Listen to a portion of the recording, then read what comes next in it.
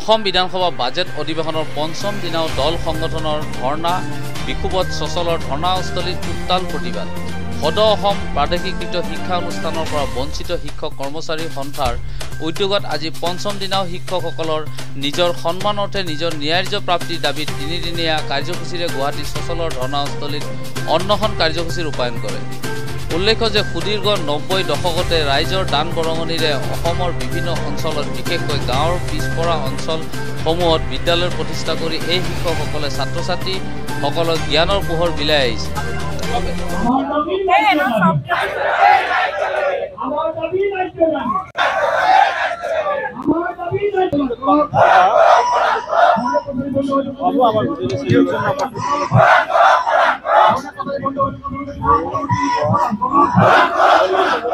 সদৌ অসমত LP to senior secondary লৈকে ৫,৫০০ প্ৰায় ৫,৫০০ আমাৰ শিক্ষক আছে।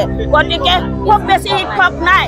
গতিকে মাননীয় মুখ্যমন্ত্ৰী মহোদয়ে বিজেপি চৰকাৰত আহি আপুনি ৰং সলনি কৰিছে। কিয় আপুনি মনৰ ৰং সলনি কৰিলে? আপুনি কংগ্ৰেছ চৰকাৰত থাকোঁতে আপুনি যি নীতি নিয়মৰ দ্বাৰাই আপুনি পদ প্ৰাদেশীকৰণ কৰিছিলে সেই নীতি নিয়মৰ মাজেৰে আপুনি পদ প্ৰাদেশীকৰণ কৰিব লাগিব। নহ'লে আমি ৰাজপথত ওলাম, আমি নগ্ন হৈ ঘূৰিম ৰাজপথত। আমি সকলো মহিলাই নগ্ন হৈ ৰাজপথত ঘূৰিম। আপোনাৰ বিজেপি চৰকাৰৰ প্ৰতিচ্ছবি আমি দাঙি ধৰিম। প্ৰতিবাদৰ জৰিয়তে বঞ্চিত শিক্ষকসকলে খুব উজাৰে।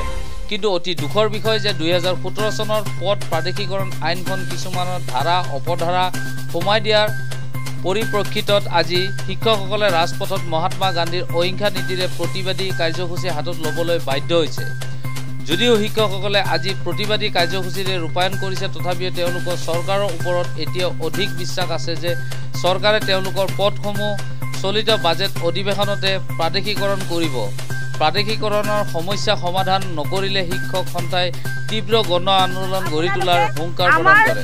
শিক্ষানুষ্ঠানবিলাক অসম চৰকাৰৰ শিক্ষা বিভাগৰ কাহিলীপাৰাৰ ডাইৰেক্টৰ অফিচৰ পৰা আমাক পাৰ্মিশ্যন দিয়া হৈছিলে, আমাক ৰিকগনাইজ কৰা হৈছিলে, অৰ্থাৎ আমাক শিক্ষক হিচাপে নিযুক্তি দিছিলে। কিন্তু বিজেপি চৰকাৰে যেতিয়া ২০১৬ চনত আহিলে অসমত, বিজেপি চৰকাৰ আহি ২০১৭-১৮ চনত আমাৰ কাৰণে এনেকুৱা এখন আইন আনিলে, যিখন আইনৰ কাৰণে আজি আমি এনেকৈ অনশনস্থলীত বহিবলগীয়া হৈছে, যিখন আইনৰ কাৰণে আজি আমি ৰাজপথত ওলাই আহিবলগীয়া হৈছে।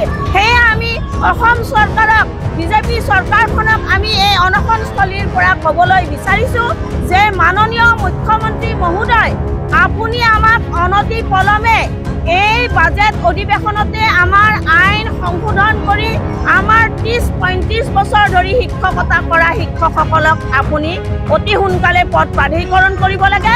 নহ'লে আমি আহি থকা লোকসভা ইলেকশ্যনৰ আগত ৰাজপথত ওলাই আহি জংগী আন্দোলন গঢ়ি তুলিবলৈ আমি বাধ্য হ'ম।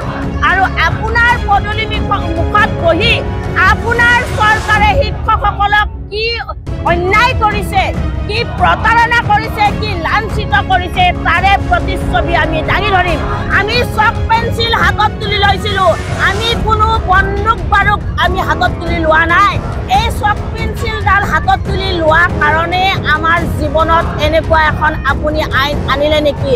আমাৰ শিক্ষকসকল চোৰ নহয়, ডকাইত নহয়।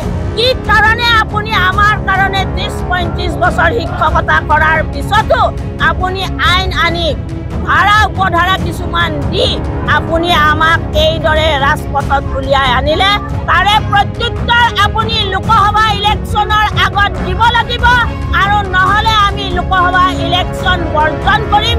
আমি পৰিয়াল সহকাৰে আমি ইলেকশ্যন বৰ্জন কৰিম।